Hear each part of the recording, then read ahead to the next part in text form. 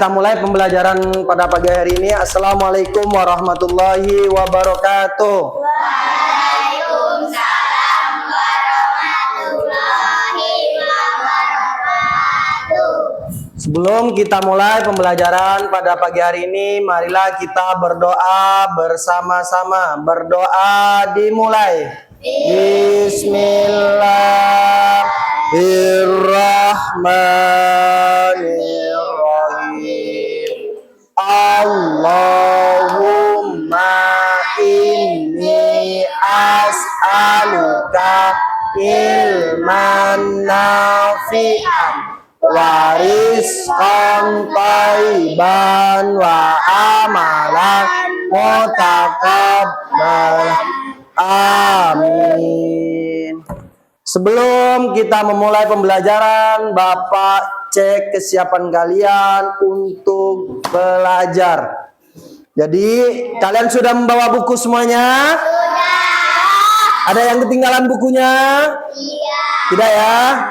Nah, sampai mana pembelajaran kita sebelumnya? Salat tahajud. Jadi sekarang kita berarti bab 10 tentang kisah Nabi Muhammad membangun Masjid Nabawi ya. Jadi Bapak ada materi yang sudah Bapak siapkan untuk kalian. Ini materinya Bapak bagikan. Nah, Bapak absen dulu. Siapa yang tidak masuk hari ini? Masuk semuanya? Masuk. Nah, kita mulai pembelajaran pada pagi hari ini.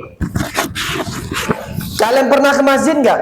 Pernah. Apa yang kalian lakukan ke masjid? Beribadah. Beribadah. Salah satunya apa? Beribadah apa? Salat. Sholat. Selain sholat, mengaji.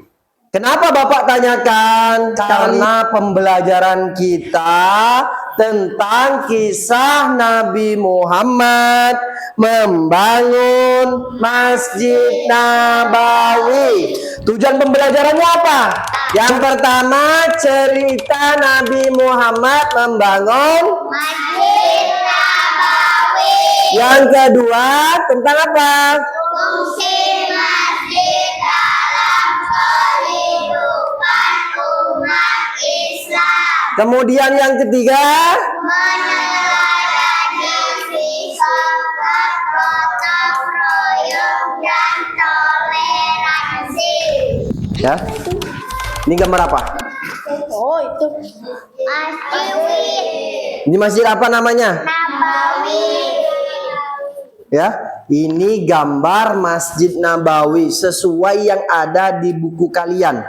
Ini namanya gambar Masjid Nabawi pada zaman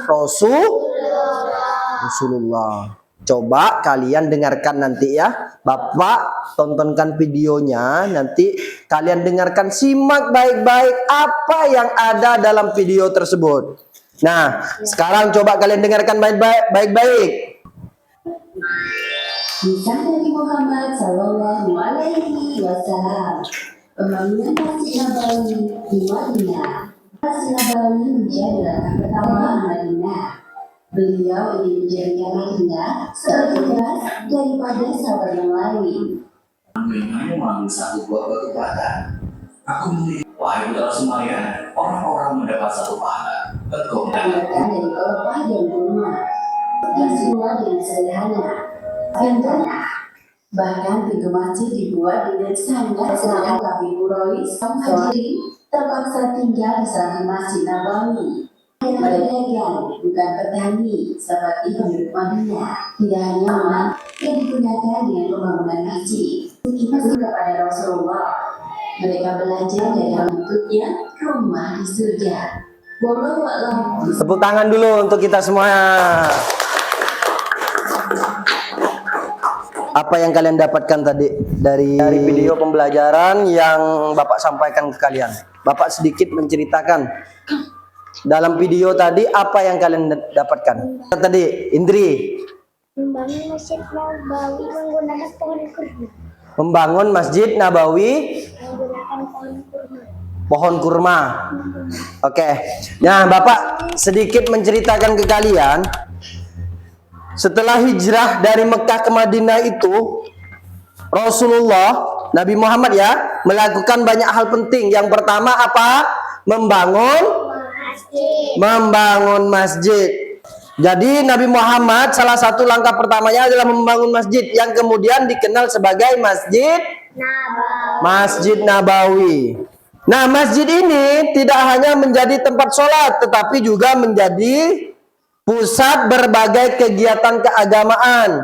Contoh kegiatan keagamaan, musyawarah, sosial, pendidikan, dan pertahanan umat Islam pada waktu itu. Jadi secara singkatnya, Nabi Muhammad itu ke Masjid Nabawi di atas tanah yang dibeli dari 2 anak yatim. Siapa tadi 2 anak yatim yang ada dalam videonya? Ya, Suhail dan Sahel. Tetapi ketika anak yatim itu mau dibayarnya oleh Rasulullah, anak yatim itu tidak menerimanya. Bahkan Nabi Muhammad mengatakan, kalau saya juga ingin bersedekah, ingin beramal. Jadi seperti itu. Apa fungsi Masjid Nabawi? Yang pertama apa? Tempat sholat Kemudian yang kedua, pusat dakwah dan pendidikan agama. Contohnya pendidikan formal, non formal ya. Pada waktu itu, karena pada masa Rasulullah itu kegiatan keagamaan itu, pusat dakwah dan pendidikan keagamaan itu pendidikan non formal ya. Kemudian juga menjadi tempat musyawarah. Jadi tempat musyawarah. Kemudian menjadi markas latihan bela diri atau pertahanan umat Islam. Dan kemudian menjadi tempat tinggal sementara untuk fakir miskin, atau disebutnya ahlus sufa. Ini fungsi masjidnya yang Bapak sampaikan tadi. Nah, nilai-nilai teladannya ikhlas beramal, kepedulian sosial. Nah, sekarang Bapak kasih kalian tugas kelompok ya. Nih kertas kosongnya ya, namanya ditulis semuanya di atas, namanya ditulis dulu. Satu kelompok, kalian kerjakan sama-sama. Sekarang tugas kalian apa? Yang pertama itu ceritakan secara singkat mengapa Nabi Muhammad membangun masjid di Madinah. Kemudian sebutkan 3 fungsi masjid pada masa Rasulullah. Kemudian sebutkan 2 sikap yang harus kita teladani dari Rasulullah dalam membangun masjid. Kemudian yang keempat, di kertas kosong yang Bapak bagikan ke kalian itu buatlah min map atau poster ya. Atau poster yang sederhana ya. Fungsi masjid di masa Rasulullah, hiaslah menarik mungkin dengan warna dan gambar sederhana. Kerjakan. Bapak kasih waktu 15 menit.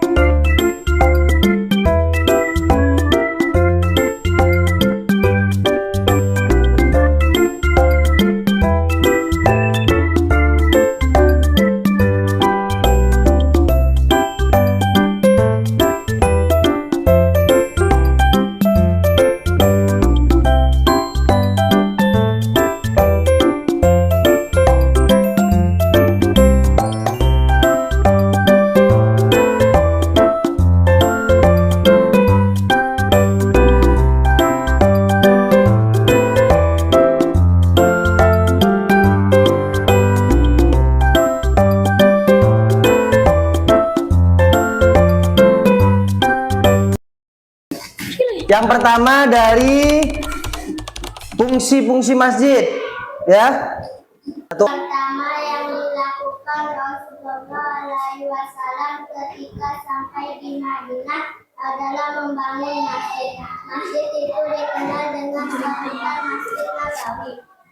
Rasulullah SAW memilih tempat tinggal beliau pertama kali tiba di Madinah sebagai lokasi masjid.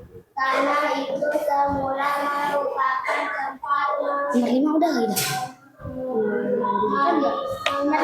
kurma milik dua anak yatim, Suhail dan Sahel bin Nabi di Masjid Salaban. Fungsinya, fungsi masjid. Tempat sholat berjamaah. Dakwah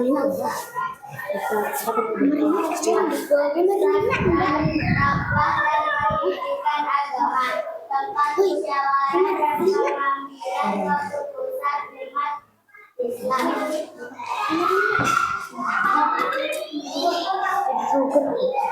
Yang dapat diteladani dari Rasulullah apa?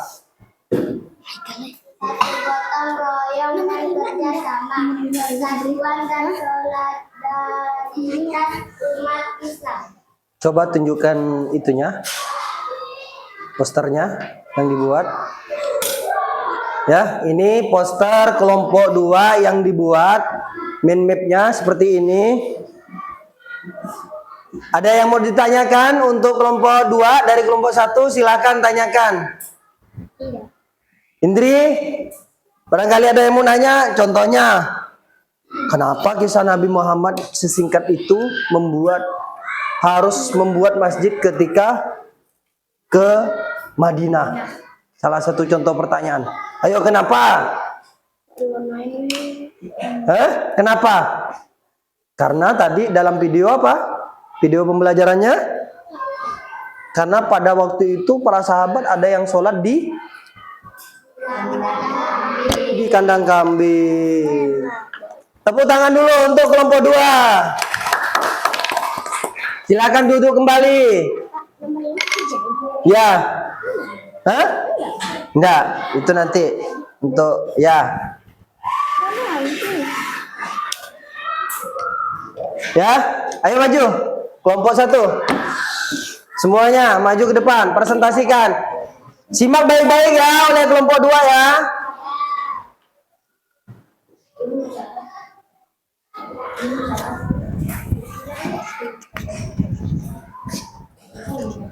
Pegang.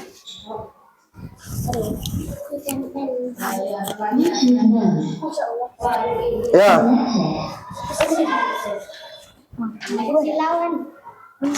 Ayo. Yang pertama ceritakan. Sesampainya di Madinah, Nabi Muhammad SAW segera membangun Masjid Nabawi di tanah yang dibeli dari 2 anak yatim. Masjid dibangun dengan cara sederhana, menggunakan batang kurma untuk tiang, pelepah kurma untuk atap, dan tanah liat untuk lantainya. Seluruh kaum muhajirin dan ansar bekerja sama secara gotong royong untuk mendirikan masjid ini. Itu ya. Terus fungsinya? Fungsi daripada masjid? Tempat ibadah, Apalagi? tempat mendapatkan ketenangan, dan tempat pemersatuan masyarakat. Terus apalagi? Dah, itu aja. Yang dapat diambil dari teladan Rasulullah, apa yang kalian dapatkan? Beramal, Beramal. Selain beramal, gotong royong. gotong royong.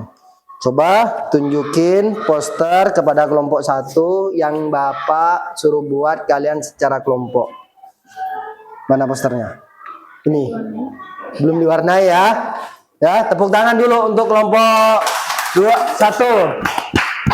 Ada yang mau ditanyakan oleh kelompok 2? Apakah ada perbedaan dengan punya kalian? Di mana titik perbedaannya? Jangan duduk dulu.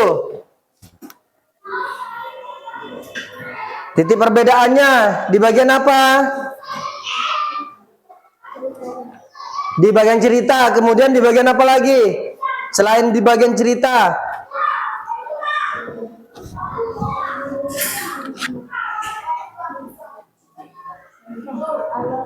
Di bagian apa lagi?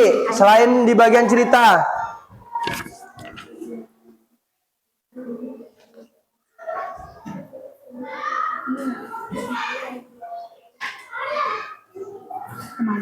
Ayo.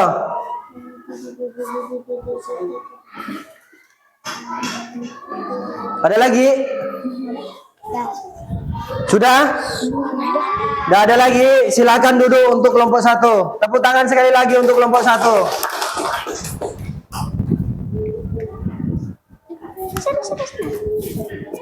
Nah, Bapak klarifikasi ya sedikit ya. Terkait Masjid Nabawi bukan hanya tempat ibadah, tetapi juga menjadi tempat apa? Tempat apa? Tempat keagamaan. Keagamaan itu banyak, baik keagamaan, sekolah, madrasah, ngaji. Kalau zaman sekarang itu ngaji Al-Quran itu juga bisa di masjid. Ya, kalau pada masa Rasulullah itu tempat keagamaan apa? Pusat dakwah pada masa Rasulullah. Ya, karena dulu itu cara menyebarkan agama Islam itu dengan menggunakan dakwah, kemudian menjadi juga pusat pendidikan. Pendidikan juga itu pada zaman dulu itu dengan cara berdakwah, kemudian menjadi pusat sosial. Contohnya menolong orang sakit, ya. Pada masa Rasulullah itu menampung orang fakir miskin yang disebut dengan ahlus sufah, ya, yang disebut dengan ahlus sufah. Itulah yang ada pada zaman Rasulullah. Kemudian solidaritas umat Islam. Apa solidaritas umat Islam? Ya, contohnya gotong royong, saling bahu membahu, beramal dan sebagainya macamnya. Ya, silakan kumpulkan. Itunya tugasnya dikasih nama. Tugasnya dikumpulkan, dikasih nama. Kelompok 1. Tulis kelompok 1. Nah,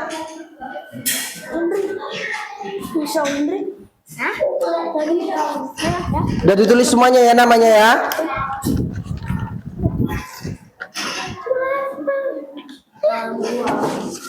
Nah, Bapak sekarang tanyakan satu-satu nih.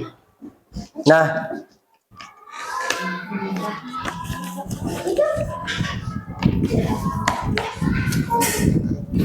Bapak tanyakan satu-satu dari kalian.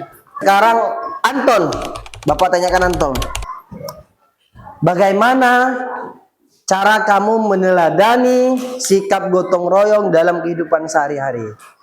Bagaimana caranya? Ya? Meneladani semangat gotong royong dalam kehidupan sehari-hari. Siapa yang bisa jawab? Anton. Nggak tahu Anton? Apa yang kamu pelajari tadi? Gilang. Apa? Bekerja sama. Tepuk tangan dulu untuk Anton. Untuk Gilang. Ya. Salah satunya apa? Bekerja sama. Indri, selain bekerja sama apa lagi? Selain bekerja sama apa lagi? Pada zaman Rasulullah tadi. Apa lagi? Apa lagi? Apa lagi? Agila? Apa? Apa? Arumi? Apa? Haikal? Hah? Apa? Saling membantu. Selain saling membantu apa lagi? Beramal. Jadi itu ya yang perlu kalian tanamkan dalam kehidupan sehari-hari. Nah, tugas kalian dalam kehidupan sehari-hari itu bagaimana cara kalian bisa meneladani sikap gotong royong. Salah satu contohnya beramal dan bekerja sama. Jadi dalam keseharian kalian buang sampah dan sebagainya macamnya, silakan piket dan sebagainya macamnya, ya. Seringlah bersedekah kepada sesama, ya. Itu yang harus kalian lakukan dalam setiap harinya. Jadi sampai di sini saja untuk pembelajaran kita pada hari ini. Tugas kalian nanti observasinya ke masjid sekitaran di rumah. Silakan kalian telusuri apa yang dilakukan di masjid di sekitaran rumah, ya. Bagian yang beragama Islam. Ini contohnya masjidnya kalian di sini. Apa yang dilakukan misalnya dalam kesehariannya? Apakah hanya melaksanakan sholat berjamaah? Ya, fungsi masjidnya di situ. Apakah di situ ada musyawarah dan semacamnya? Nanti silahkan kalian tanyakan sama pengurus masjidnya dan sebagainya macamnya. Silahkan kalian cari tahu nanti di masjidnya, ya. Ya, tanyakan. Jadi sampai di sini saja pembelajaran kita pada pagi hari ini. Kurang dan lebihnya Bapak mohon maaf. Assalamualaikum warahmatullahi wabarakatuh. Waalaikumsalam warahmatullahi wabarakatuh. Tepuk tangan untuk kita semuanya.